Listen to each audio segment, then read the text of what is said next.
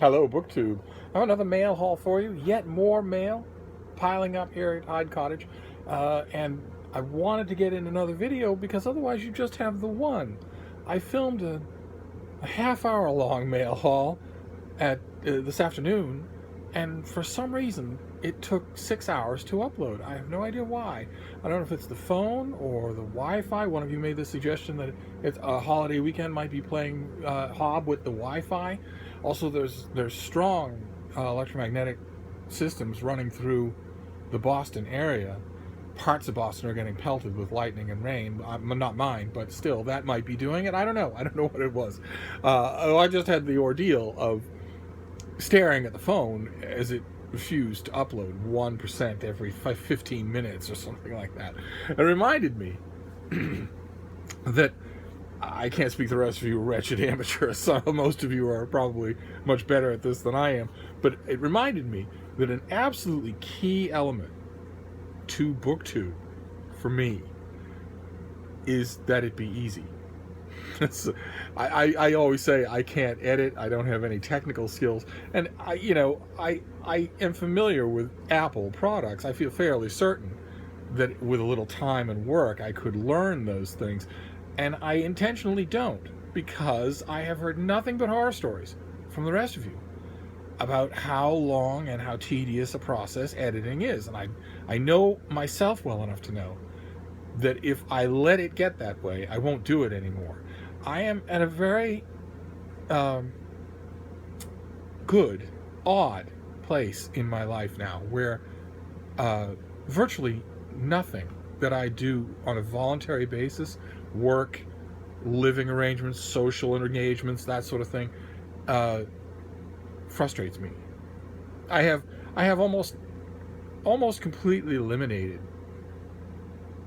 that kind of just brick in the heart agitation that goes nowhere that I used to feel all the time, for instance, on a boring day at work when I couldn't just walk out the door, or when I used to have an EEE PC, an Asus plastic PC, as my only work computer, and it was constantly fighting with me. I used to feel that all the time, and I don't anymore, and I don't want to. so I'm hoping that this upload drama that I just went through is very temporary, that it doesn't keep happening.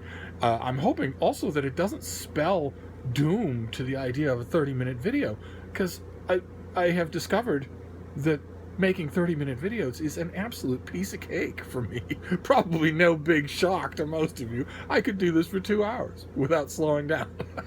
But anyway, one way or another, I'm going to try this again. This video will of course be shorter. We only have 4 or 5 packages here. If this also takes forever, then I will know that it's not the length. I will know that it's some other factor. So we'll start with this one. This is from St. Martin's Press. This will be the last mail haul for the weekend. So let's hope it's a good one. Oh, okay, well, this is the advanced copy of something we've seen already on this channel in its finished form. This is Jane Austen at Home by Lucy Worsley. I've already recommended it. This is very nice. Okay, so this is an advanced copy of a book that I've already talked about.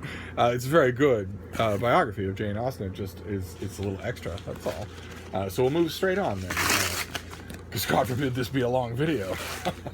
Whoa. Let's see here. What is this next one? Okay, all right. This guy, the book is First Founding Father, Richard Henry Lee, and the Call for American Independence. And it's by Harlow Giles Unger, an author who must have the sweetest deal with his publisher. Who is this? Da Capo Press? This guy does more books than you have teeth in your head. There's virtually no notable person in the American Revolutionary period of whom he has not written a biography, a full-length biography.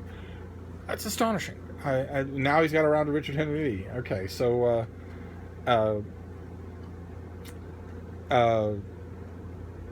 Richard Henry Lee is a fascinating character. I don't actually recall another modern biography. There was one that I got at the Brattle from like 150 years ago. He was a spiky, cantankerous man, but brilliant in his own way. It would be interesting to see the tone of frustration that you are hearing in my voice is not that it's a bad idea to do Richard Henry Lee as a biography. It's that this guy, if you do a new revolutionary biography every year, and you've been doing a new revolutionary biography every year for 15 years, there's a part of me that is going to distrust your ability to do all that good a job. And do we have a list of his just unending list of previous publications? No, we don't. All right, well, if you look him up on Amazon, you'll see that he has like 50 books to his credit. And I don't know, when I see something like a phenomenon like this, where a guy obviously has a first name basis with his publisher, here you go, here's my book this year, the books run the risk of being trots. They run the risk of being just, I'm not going to really delve into this subject. I would never, for instance, take one of his biographies of any revolutionary figure and say to anybody, this is the best biography of this figure. I might take them to somebody and say, well, okay, you might want to start with this one. I don't know. Maybe that's actually a compliment. I don't know. All right. Anyway, it's two biographies, and you would think that a biography of Richard Henry Lee would have me more excited. It's the author that's stopping me, but that doesn't mean the book is bad. So I'll give it a try. We've got this thing here.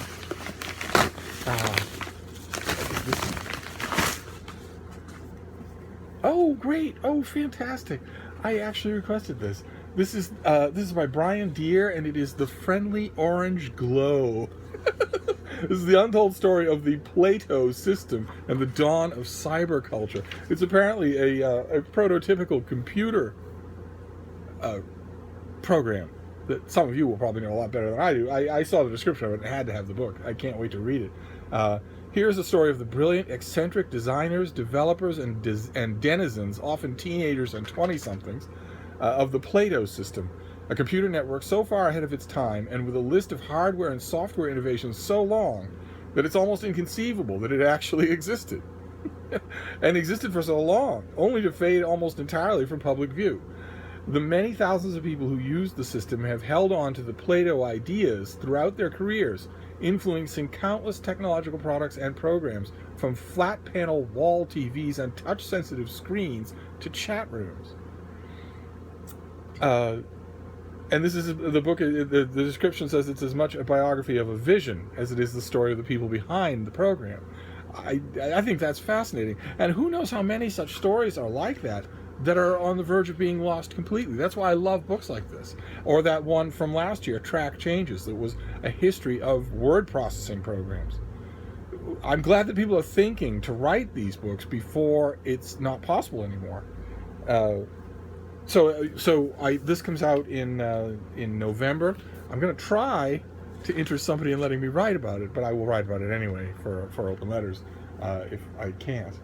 And then we've got this last one here. This will be our last one for now.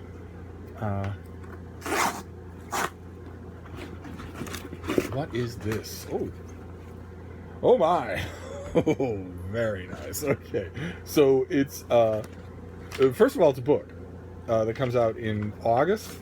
It is by Mark Clark and is The Problem of God, answering a skeptic's challenges to Christianity, which is bound to intrigue me and also infuriate me because, well, you never know. Mark Clark might be different, but he's the founding pastor of Village Church in Vancouver, Canada, which started out in a school gym and is now a multi-site church.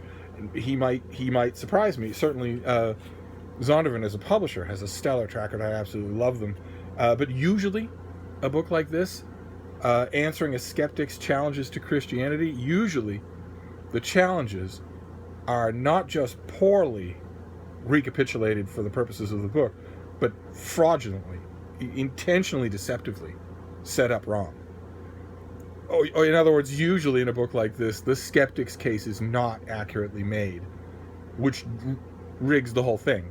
a Christian should be able to face a skeptic's challenges directly rather than misstate them in order to knock down things they aren't. So we'll see what this actually does. And did I mention when this comes out? This comes out in late August. No chance on earth that anybody I know, that anybody I currently work for, will let me write for it. My editor in Abu Dhabi is not going to let me write about such a thing, and my editor at the Christian Science Monitor is likewise not going to let me write about such a thing.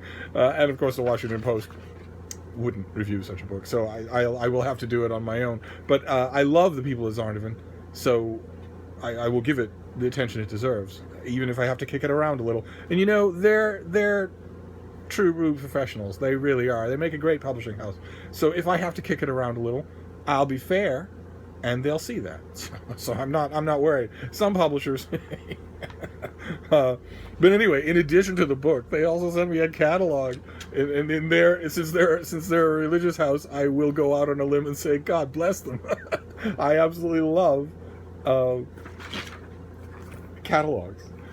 This will be, the Zondervan catalog will be mostly Bibles, but there'll be a lot of other stuff too. I think last year when I got the Zondervan catalog, I skipped straight through to the scholarly theology part because I don't really want. I got one the other day. I didn't get it here. I got it at the Christian Science Monitor. I think it was from Zondervan. It was something like the Challenge Bible. It was in bright turquoise. And the subtitle was The Living Word for Teenage Girls. I'll find it online. I had to stare at it for a minute before I even believed what I was seeing. There is, let me be categorical about this, absolutely nothing in the Bible for teenage girls. Nothing. I don't know what is in the book. I thought maybe it was a blank journal. In the Bible, teenage girls are subhuman chattel. Everywhere. In the Old and New Testament, in every section of the entire thing, they are things to be bought, bartered, sold, and beaten. Not human at all. So there's no possibility of don't you come back to me with Ruth.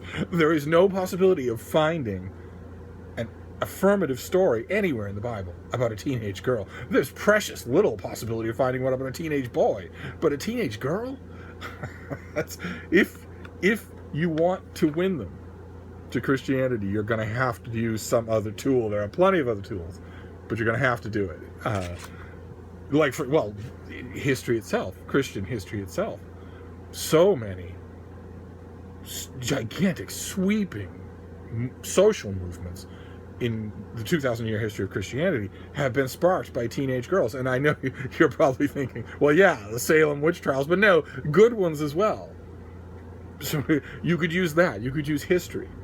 You could make a brief history book that would be an affirmation book, a Christian affirmation book for teenage girls, but you can't go to the Bible. But we'll see. We'll see. There's bound to be stuff in here that I will really want. So we have the Zondervan catalog, then The Problem of God, and then The Friendly Orange Glow, about a prototypical computer system that's gone now. And then a book about the first founding father. That isn't true. The first founding father was Samuel Adams, but that's all right. Richard Henry Lee gets a standalone biography. We'll see what's what. And then another copy of Jane Austen at Home. So actually, that reminds me. If one of you out there is a dyed-in-the-wool Janeite, and you want a copy of Lucy Wormley's book, I have too. So feel free to let me know, and I will mail it to wherever in New Zealand you happen to live. Since I haven't yet met one of you that lives in Massachusetts. I swear, you're trying to bankrupt me. But anyway, sorry for the lighting. I had to wait until nightfall to make this video. We'll try for better tomorrow. I know you like to see me in all my glory. And I'll tune in back then. Thank you, BookTube.